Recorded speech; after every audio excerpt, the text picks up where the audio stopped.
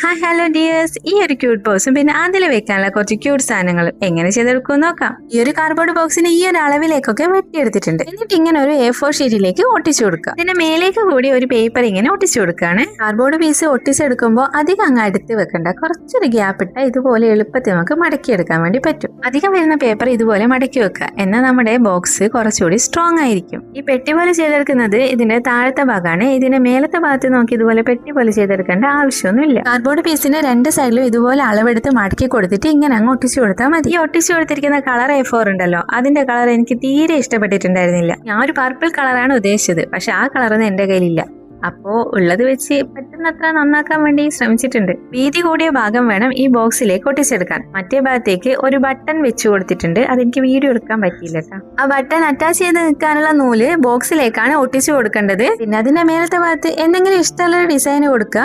ഞാനിവിടെ അത് എങ്ങനെയാണ് വരച്ചു കൊടുത്തിട്ടുള്ളത്. പിന്നെ അതിന്റെ മേലേക്ക് കുറച്ച് സ്റ്റിക്കേഴ്സും കൂടി ഒട്ടിച്ചു കൊടുത്തിട്ടുണ്ട്. ഞാൻ വെറുതെ പറയല്ല, ഈ ഒരു കളറും ഈ ഒരു ബോക്സും ഒക്കെ എനിക്ക് ഇഷ്ടമായി. ഇനിയിപ്പോ നമുക്ക് ഇതിലേക്ക് വെക്കാനുള്ള കുറച്ച് ക്യൂട്ട് സാധനങ്ങൾ ഉണ്ടാക്കിയെടുക്കാം. അത് നമുക്ക് സ്കെയിൽ ചെയ്തെടുക്കാം. ഇതുപോലത്തെ ഒരു കാർഡ്ബോർഡ് പീസ് എടുക്കുക, സ്കെയിലിന്റെ അതേ അളവിലേക്ക് കട്ട് ചെയ്തെടുക്കുക. ഇഷ്ടമുള്ള കളർ പേപ്പറിലേക്ക് ഒട്ടിച്ചെടുക്കുക.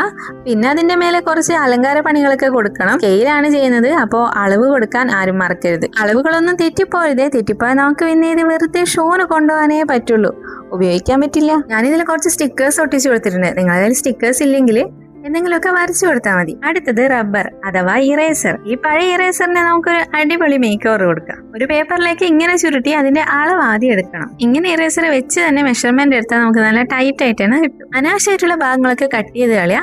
എന്നിട്ട് അതിന്റെ അറ്റത്തേക്ക് ഈ ഒരു പാറ്റേണിലേക്ക് കട്ട് ചെയ്തെടുക്കുക. ഇങ്ങനെയുള്ള കത്രികകൾ ഉണ്ടെങ്കിൽ നല്ലത്. ഇതില്ലെങ്കിൽ നമ്മുടെ നോർമൽ സിസേഴ്സ് വെച്ചിട്ട് ആ ഒരു പാറ്റേണിലേക്ക് അങ്ങ് കട്ട് ചെയ്ത് കൊടുത്താൽ മതി. ചോക്ലേറ്റിന്റെ ആ ഒരു ഷേപ്പിലേക്ക് ഒട്ടിച്ചെടുക്കുന്നതിന് മുമ്പേ പേപ്പറിനെ രണ്ടായിട്ട് കട്ട് ചെയ്തെടുക്കാൻ മറക്കരുത്. പിന്നെ ഇത് ഇങ്ങനെ സൈഡിലേക്കൊക്കെ ഒട്ടിച്ചു കൊടുക്കുക. പേപ്പറിന് രണ്ട് കഷ്ണമായിട്ട് മുറിച്ചെടുത്തത് എന്തിനാന്ന് മനസ്സിലാവും. ഇതുപോലെ ഇങ്ങനെ തുറക്കാം, വീണ്ടും ഇതിലേക്ക് ഇങ്ങനെ വെക്കാം. അതിനാണ് ഞാനിതിന് ചെറിയൊരു ഡിസൈൻ ഒക്കെ കൊടുത്ത് റബ്ബർ കാൻഡിന്ന് ഒരു പേരൊക്കെ കൊടുത്തിട്ടുണ്ട്. നിങ്ങൾ ചെയ്യുമ്പോൾ നിങ്ങൾക്ക് ഇഷ്ടമുള്ള ചോക്ലേറ്റിന്റെ പേര് കൊടുക്കുക.